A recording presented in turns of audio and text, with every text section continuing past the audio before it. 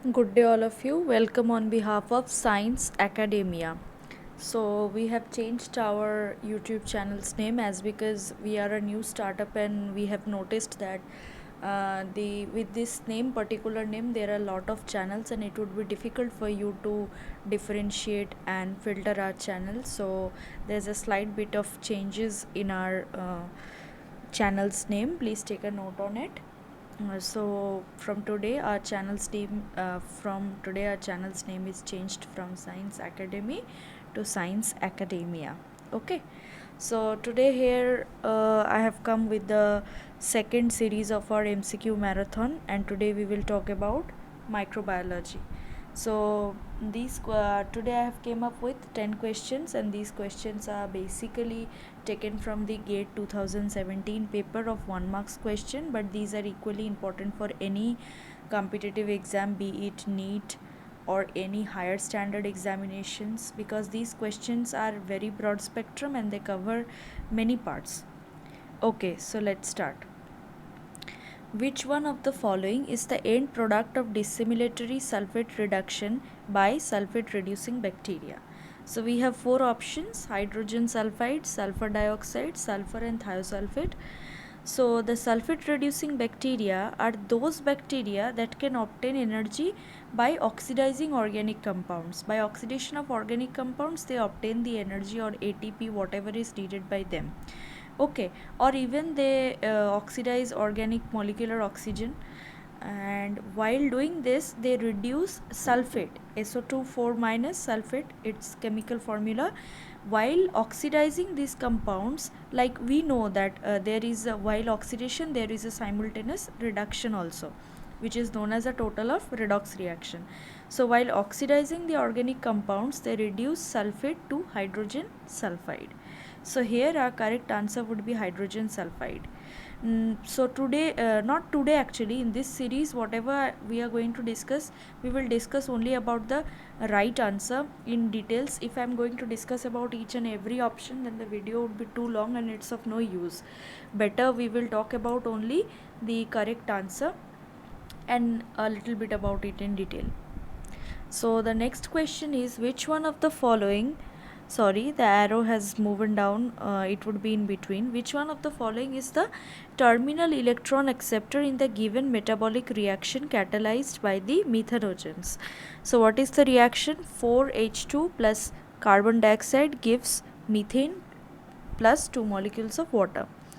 So methanogens are what you know, methanogens are methane producing organisms. So methanogens use carbon dioxide, which is taken up for their growth, okay, as the carbon substrate. And what they do, they catalyze these redox reactions. These redox reactions sustains anaerobic respiration, which allows production of ATP. And CO2, carbon dioxide, acts as the terminal electron acceptor in the given reaction. So here CO2 is the correct answer.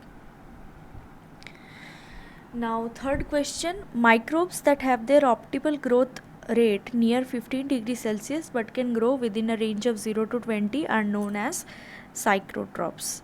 They are known as psychrotrophs. Okay, psychrotrophs sorry, not psychrotrophs, sorry, they are known as psychrophiles. Option number D. Okay, extremely sorry, the names are quite similar, so I have just skipped. The correct option is option D, psychrophiles. So psychrophiles only have the characteristic to grow between the 0 to 20 degrees Celsius. They grow in low temperatures, although the optimum range is 15, but they can grow between 0 and 20. And psychotolerant organisms are similar to those of mesophiles. They grow in the range of 20 to 40. The names may appear similar, but psychrophiles is the correct answer. Option number D. So fourth question is, which one of this is not a contribution of Robert Koch? So do you people know what is the right or full name of Robert Koch, Sir Robert Koch? If you know, please write down in the comment section. So what were his contributions, and among these which one is not? So this is a very straightforward question, and the correct answer would be answer C. He did not discover the causative agent of leprosy. Rather, it was discovered by Sir G.H. Hansen in the year 1873. He discovered the causative agent of leprosy, which is, I guess you all know it, Mycobacterium species. It is Mycobacterium leprae. And while the other three, the anthrax one, the tuberculosis one, and cholera one, are discovered by Sir Robert Koch only. And he received the Nobel Prize in Physiology or Medicine in the year 1905. This is a very common question in MCQs, so please note it down. In 1905, he received the Nobel Prize. Okay. Let's move on to the next question. Question number 5. Unicellular eukaryotic organisms belong to which one of the following kingdoms from this classification? So it's actually the protist. Now what is a protist? It is any eukaryotic organism that is not fit to be either an animal or a plant or a fungus, then they are particularly put into the protista group. Protista group is actually very confusing, like the one which does not fit in any category will fit in protista. The basic concept is that.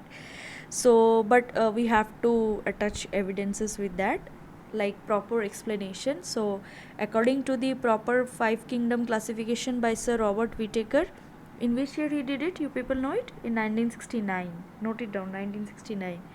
So he properly divided this group protista. And what was it composed of, and what was his proper definition? Like the organisms which are unicellular or unicellular colonial ones and which do not form any tissue, like they do not form any tissue and like structure like proper body, those were grouped under protista.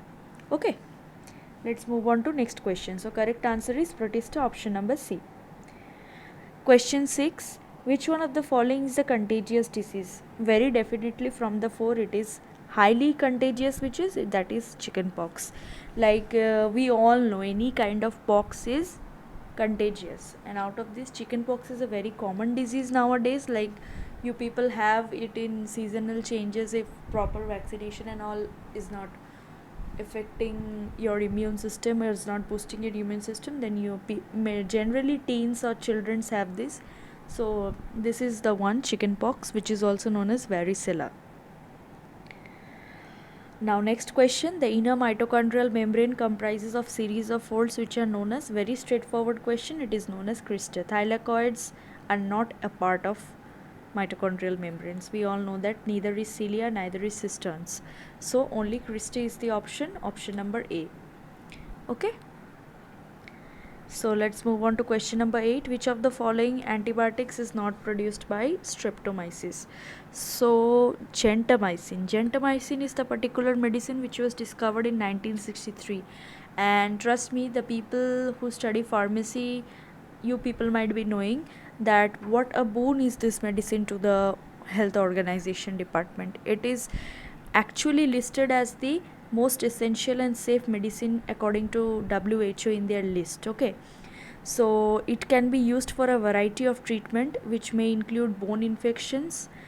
Actually it is used for bacterial infection treatments which may include bone infections, endocarditis, pelvic inflammatory diseases, meningitis, pneumonia, urinary tract infections, sepsis, and many different. So you can see their range. They are actually a boon to medicine science.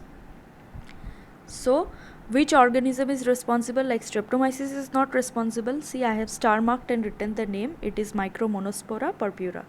So you can clearly remember this name, and this is a very good question from microbiology.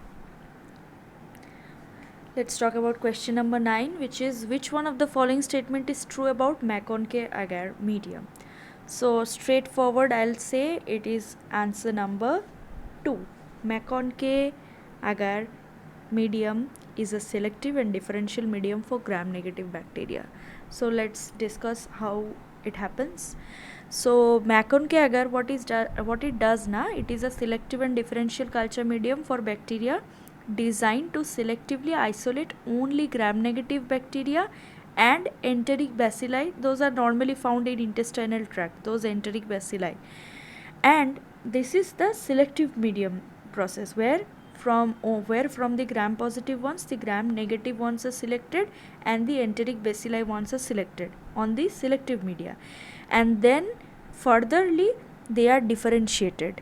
Then furtherly, they are differentiated based on their lactose fermentation process. So do you understand? First they are selected and then they are differentiated based on the lactose fermentation capability or production efficiency. The crystal violet and the bile salts inhibit the growth of gram positive organisms, which let them selectively select the gram negative ones and not the positive ones. Okay, let's move on to the last question from this series, which is, as an antiseptic, alcohol is effective against. Okay, so this is a very easy question in today's COVID world, na? Because we all are using sanitizers and we know that the main constituent is alcohol. So what alcohol does, what is actually an antiseptic? Antiseptic is, you all know, but you don't know a proper definition of it or something. So these are only antimicrobial substances that are applied to living tissues or skin to reduce the possibility of any infection, sepsis. Okay, so in we say na, in any injury kind of ki antiseptic laga lo. So this is antiseptic. And what is alcohol effective against? So alcohol is effective against, option number A is bacteria and non-enveloped virus. No, it is effective against enveloped viruses also, like coronavirus. We are using these against as sanitizers. So option number B, bacterial endospores and fungi.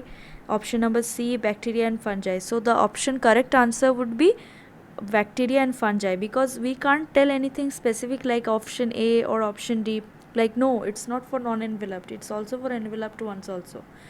So I'll tell you the range. Alcohols exhibit rapid broad spectrum antibacterial microactivity against any vegetative bacteria, including mycobacteria, all for all viruses, enveloped, coated, non-coated, any kind of viruses, and fungi, but are not sporicidal. So option B is neglected here, as it is not for sporicidal ones, but for any kind of fungi, viruses, or bacteria, including mycobacteria also.